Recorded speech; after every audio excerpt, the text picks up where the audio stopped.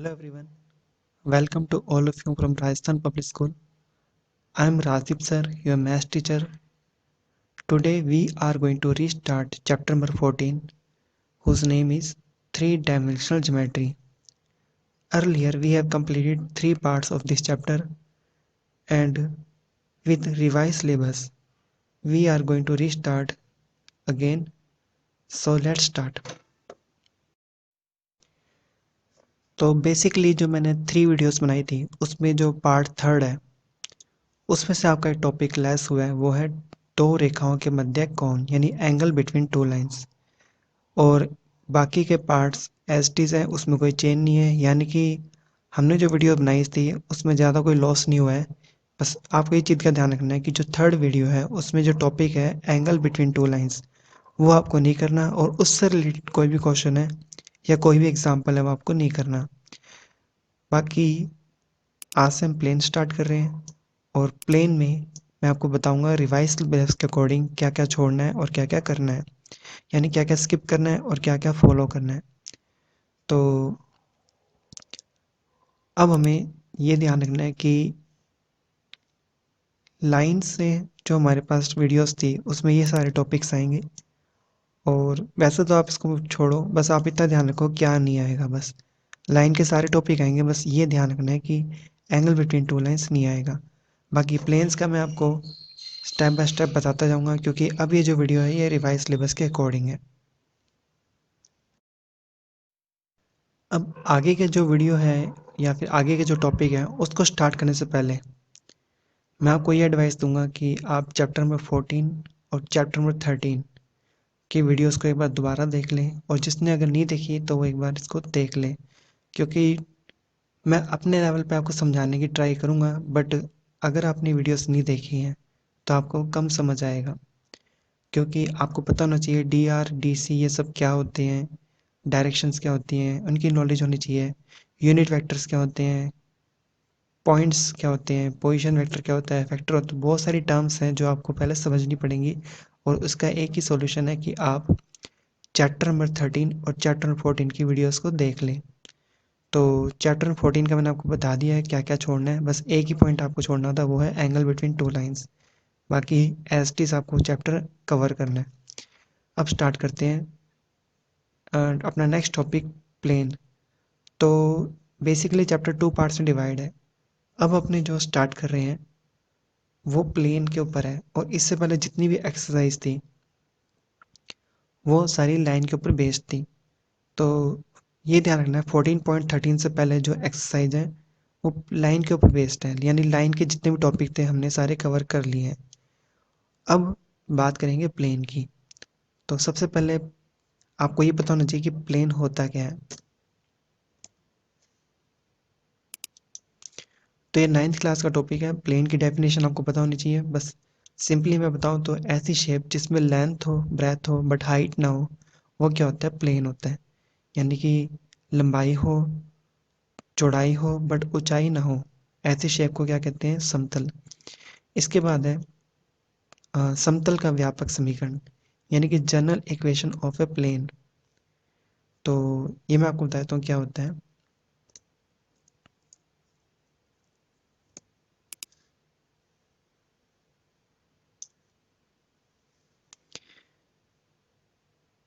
Equation होती है a x plus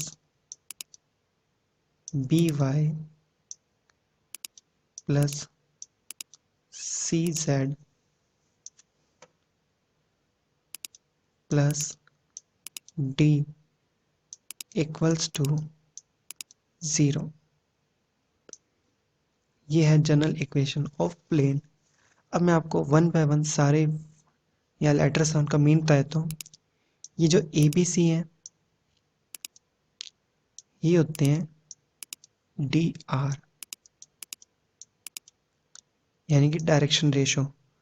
और ये डायरेक्शन रेशो क्या शो करते हैं, प्लेन की डायरेक्शन को। मैंने आपको बताया था कि कोई भी प्लेन होता है उसकी डायरेक्शन उसके सरफेस के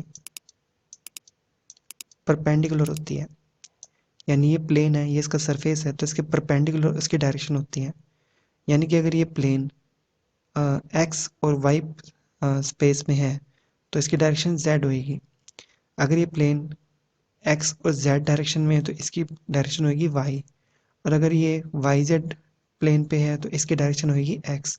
बेसिकली हम जो कोऑर्डिनेट लेते हैं वो लेते हैं एक्स, वाई और जेड। तो ये प्लेन जो है ये वाई जेड प्लेन पे है तो इसकी डायरेक्शन आपको साफ पता चल रही है कि कौन सी है, एक्स है। अब आते हैं एक्स वाई जेड के ऊपर। ये क्या होते हैं? एक्स वाई जेड यहाँ पे होते हैं आर्बिट्रेरी पॉइंट।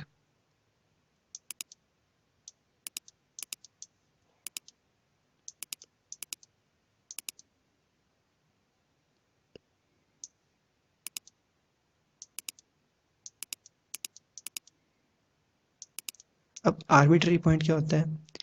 जैसे लाइन में बताया था कि कोई भी लाइन है उस पे जो पॉइंट होता है X comma Y comma Z, ये पूरी लाइन पे कहीं मर्जी हो सकता है। इसी सेम वे से कोई भी प्लेन है तो उस पे कोई भी पॉइंट है, अगर वो X comma Y comma Z है तो ये पूरे प्लेन पे कहीं मर्जी हो सकता है। यहाँ पे एक चीज़ ध्यान रखना है कि आपको यहाँ पे एक बाउंड्री दिख रही है, एक्चुअल में ये बाउंड्री होती नहीं है प्लेन की। प्लेन कॉन्टिन्यूसली चलता रहता है, जैसे लाइन का कोई एंड नहीं होता, ये कंटिन्यू रहती है। हाँ, लाइन सेगमेंट का एंड होता है। अगर मैं सिर्फ इतना पार्ट ले रहा हूँ तो लाइन सेगमेंट है, बट ये एक्चुअल में लाइन है। इसी तरीके से ये जो पार्ट ले रहा हूँ ये एरिया है, बट प्लेन जो होता है उसका कोई एंड नहीं होता। बट आपको इतना ध्यान रखना है कि बस शो करने के लिए आपको यहाँ पे प्लेन दिखा रखा है, और प्लेन में क्या होती है, लेंथ होती है, ब्रेथ होती है, बट हाइट नहीं होती। ओके, तो बेसिकली मैं डायग्राम बनाऊंगा तो सही, बट वो एरिया को होंगे समझाने के लिए, बट आप उसको माइंड में ऐसे लेके चलना जैसे वो प्लेन है। अब आते हैं इस पर कि डी क्या है। ये डी यहाँ पे कांस्टेंट है।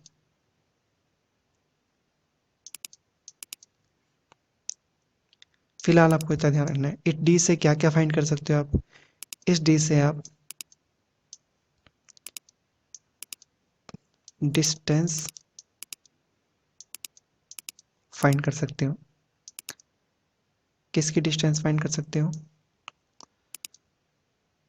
प्लेन एंड ओरिजिन के बीच की।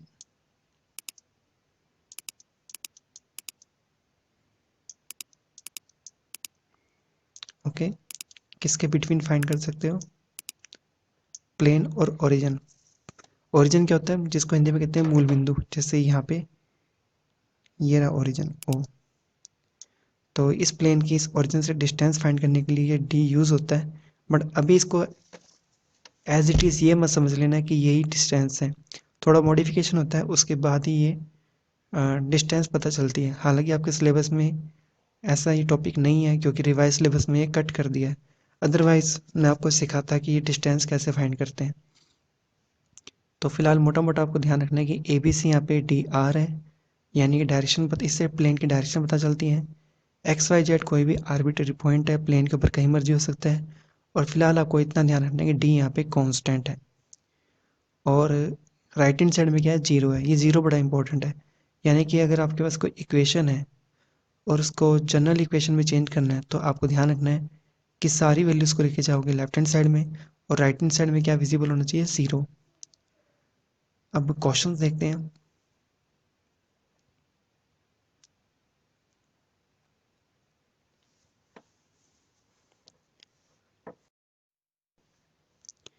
क्वेश्चन है, find the ratio in which the line joining the point P and Q is divided by the plane ax plus by plus cz plus d equals to 0। तो ये इसका solution है, but आपको ये जल्दी समझ नहीं आएगा कि ये कर कैसे रखा है, तो मैं इसको थोड़ा इजी में बता देता हूँ आपको।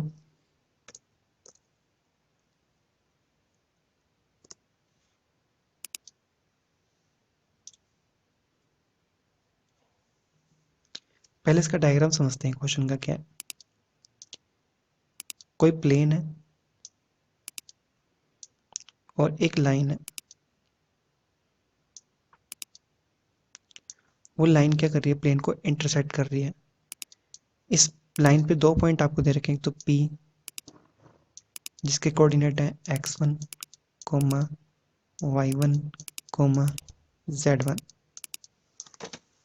और एक अनदर पॉइंट है Q जिसके कोऑर्डिनेट है x2 coma y2 coma z2। और ये प्लेन की इक्वेशन आपको दे रखी है ax plus by plus cz plus d equals to 0। Question में आपसे ये पूछा है कि यहाँ पे जो इंटरसेक्शन हुआ है, इस इंटरसेक्शन पॉइंट पे इस पार्ट का और इस पार्ट का क्या रेशो है। मान लो ये m और n रेशो है, तो हमें m रेशो n फाइंड करना है।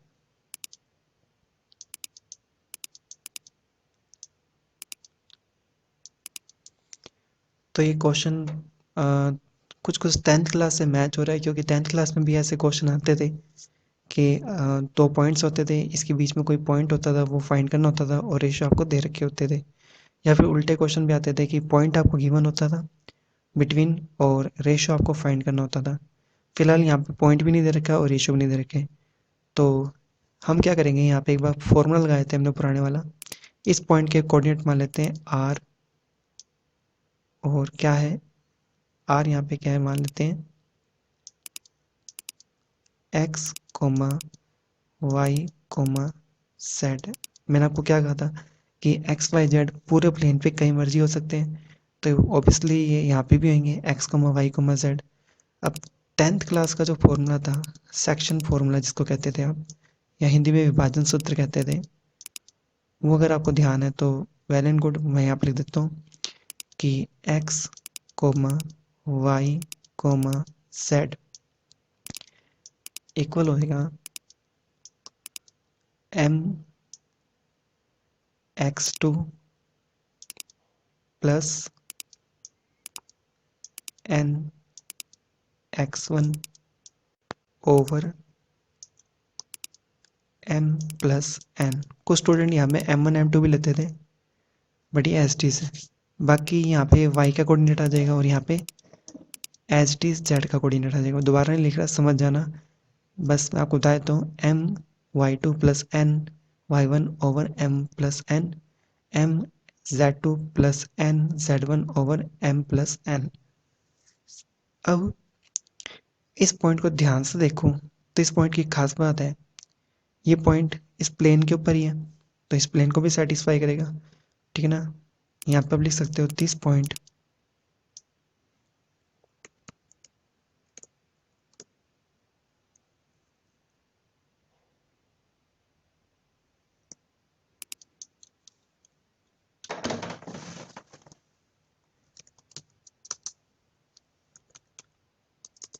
दिस पॉइंट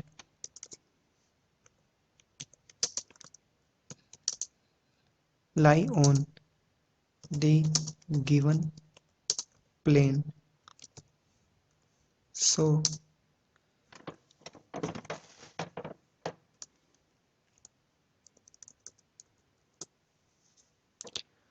अब ये पॉइंट प्लेन के ऊपर भी है, तो इट मीन्स ये इसको सेटिस्फाई करेगा। तो हमने इसको सेटिस्फाई करा देते हैं।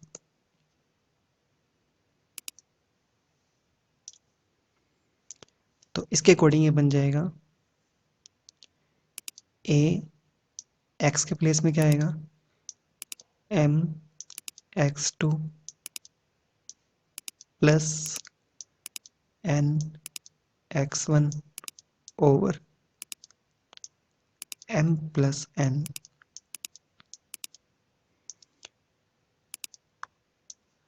ओके, प्लस b, यहाँ पे क्या आएगा y का कोऑर्डिनेट आ जाएगा।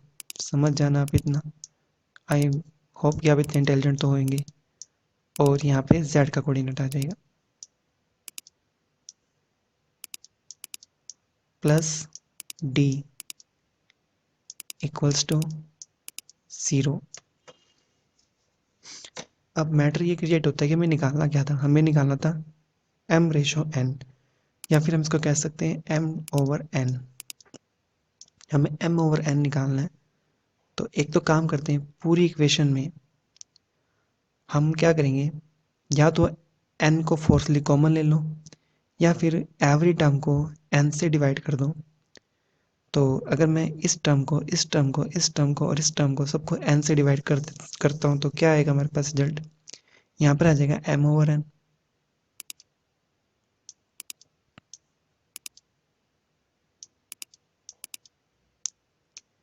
और यहाँ पर आ जाएगा x2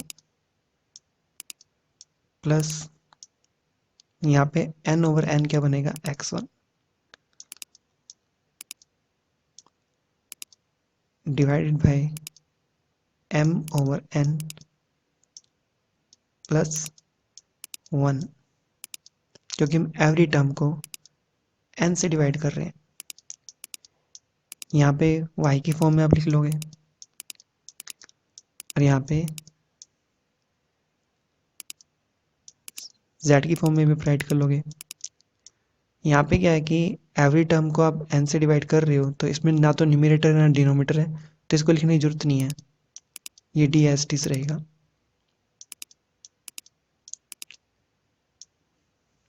या फिर आप इसको ऐसे समझ सकते हो कि डी के अपॉन में क्या 1 है, तो डी को भी अपने 1 से डिवाइड कर रहे हैं और 1 को भी n से डिवाइड कर रहे हैं, तो n और n कैंसिल हो जाएंगे, तो इसलिए मैं यहाँ पे इसको राइट नहीं कर रहा। अब क्वेश्चन में हमें m और n निकालना है, तो वो देखते हैं कैसे निकलेगा।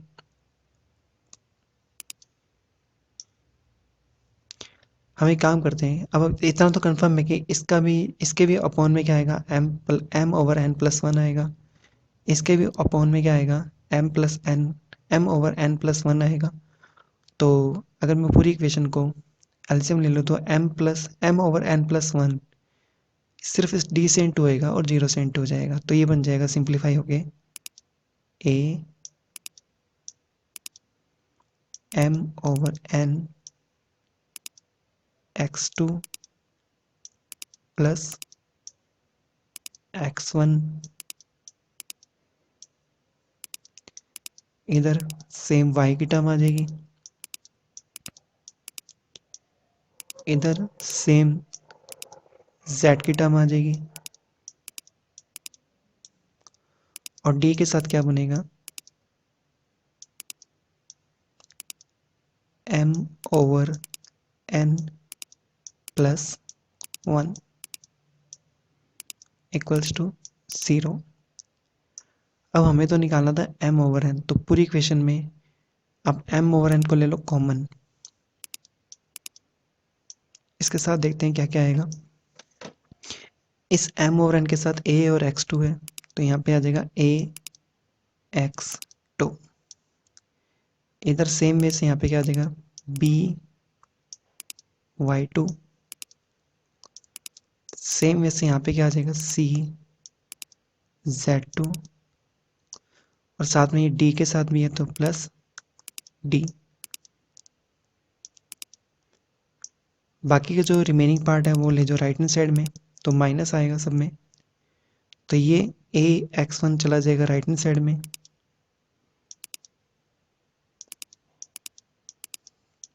b y1 c z1 और d into 1 d plus d, यहाँ ब्रैकेट लगा लेना। अब हमें, हमारा सब्जेक्ट क्या था, m ओवर n, तो ये जो पूरी टर्म है कहाँ जाएगी, डिवाइड में जाएगी इसके, तो हमारा जो आंसर आएगा वो क्या आ जाएगा, वो ये आ जाएगा, इसने उल्टा लिख दिया, इसको करेक्ट कर लेते हैं। चलो मैं यहाँ लिख ही देता हूँ,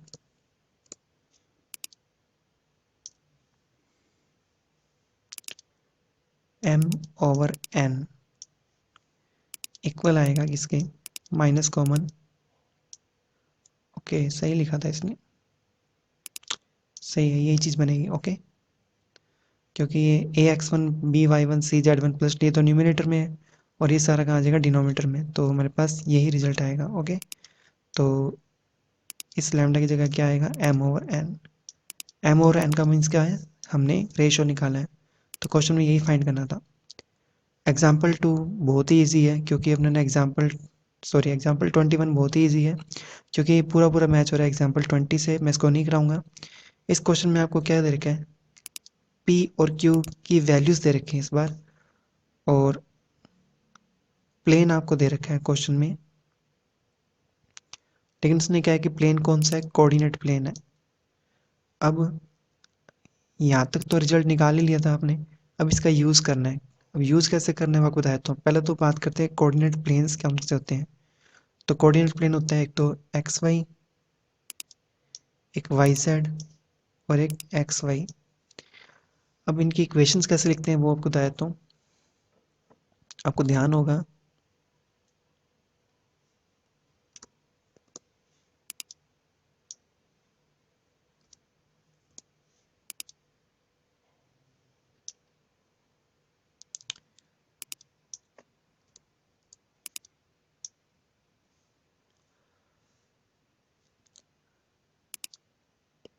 हमारे पास जो कोऑर्डिनेट सिस्टम होता था,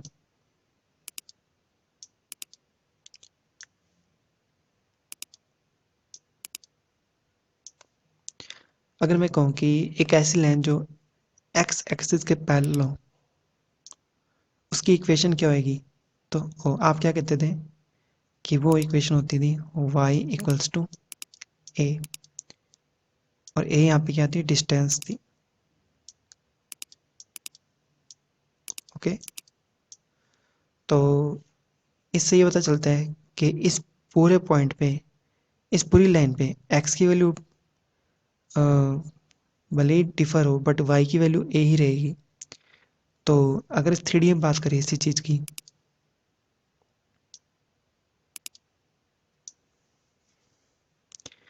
तो चलो एक चीज़ समझते हैं यहाँ पे।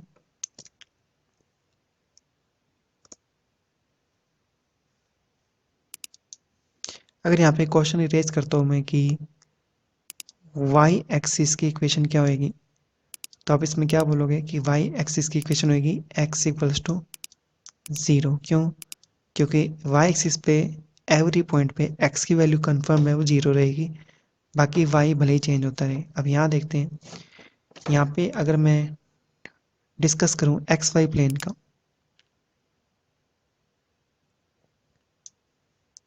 तो इस एक्स वाई प्लेन पे एक खास बात है,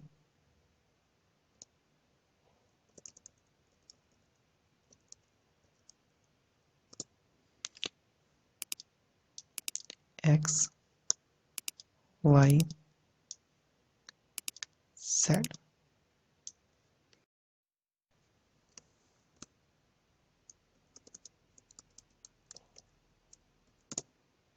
इस प्लेन की एक खास बात है, क्या है वो, ध्यान से देखो। भले ही आपको एक्स और वाई की वैल्यू नहीं पता, तो बट इतना कंफर्म है कि इस पूरे प्लेन पे जेड क्या है, जीरो ही रहेगा, क्योंकि प्लेन आगे तो हो नहीं रहा, नहीं पीछे जा रहा, नहीं अपवर्ड है नहीं बैकवर्ड है, यानी इस एवरी पॉइंट पे जेड की वैल्यू कंफर्म है, वो क्या है, जीरो है। तो इस प्लेन की इक्वेशन होगी जेड इक्वल्स टू जीरो। अब आप समझ गए हो कि ये जो एक्स वाई प्लेन है, इसकी इक्वेशन इसने क्या राइट की है, जेड इक्वल्स टू जीरो। इसी सेम वे से जेड एक्स प्लेन की इक्वेशन क्या होगी, फाई इक्वल्स टू जीरो, और वाई जेड प्लेन की इक्वेशन क्या होगी, एक्स इक्वल्स टू जीरो। अब आते हैं वापस फॉर्मूले पे जो हमने क्रिएट किया था। इस फॉर्मूले में x1 y1 z1 कहाँ से देखोगे, ये रे, ये x1 y1 z1 है। x2 y2 z2 कहाँ से देखोगे, वो यहाँ से q से देख लोगे। अब आता है a b c और d, ये कैसे पता चलेगा। तो अगर मैं बात करूँ एक्स वाई प्लेन की, तो उसकी इक्वेशन क्या थी, उसकी इक्वेशन हमारे पास आई थी z इक्वल्स टू जीरो। लेकिन एग्जाम्पल 20 में हमारे पास इक्वेशन क्या थी, a x plus b y plus c z equals to zero. बस आप समझ गए होंगे कि सी की वैल्यू अगर इससे कम, इस इक्वेशन और इस इक्वेशन को कंपेयर करें, तो ए क्या है, ज़ीरो है, बी क्या है, ज़ीरो है, और सी क्या है, 1 है, और डी क्या है, 0 है। तो इट मीन्स ये टर्म कैंसिल हो जाएगी, ये टर्म एलिमिनेट हो जाएगी, ये टर्म एलिमिनेट हो जाएगा, ये हो जाएगा, ये हो जाएगा और ये हो जाएगा। सिर्फ ये 2 वैल्यू रह जाएंगी, ठीक है, जिसमें सी भी क्या है, 1 है। ओके, सी हमारे पास यहाँ पे 1 है। तो Z1 ओवर Z2, Z1 यहाँ पे क्या है, 7 है, और Z2 यहाँ पे क्या है, 8 है। तो इसका आंसर आ जाएगा 7/8। बट एक चीज़ ध्यान रखना, यहाँ नेगेटिव भी है, तो फाइनली आंसर क्या आएगा, -7/8। तो यहाँ पे रेशो क्या आ गया, -7/8। इसी तरीके से बाकी के 2 पार्ट हैं वो आप कर लेना। तो गुड न्यूज़ ये है कि चैप्टर ख़त्म हो गया। अब आप सोचोगे तो बड़ी जल्दी ख़त्म हो गया, तो क्या करें, सिलेबस ही ऐसा है कि कुछ इंपॉर्टेंट टॉपिक जो आगे के थे वो कैंसिल कर दिए हैं, और इस सेशन में बस ये 2 ही क्वेश्चन है जो रिवाइज सिलेबस के अकॉर्डिंग मैच हो रहे हैं। तो अपने अकॉर्डिंग नोट्स बना लेना, और वीडियो को लाइक कर देना, सब्सक्राइब कर देना, और बेल आइकन को प्रेस कर देना। नेक्स्ट वीडियो में हम नया चैप्टर स्टार्ट करेंगे। Thank you.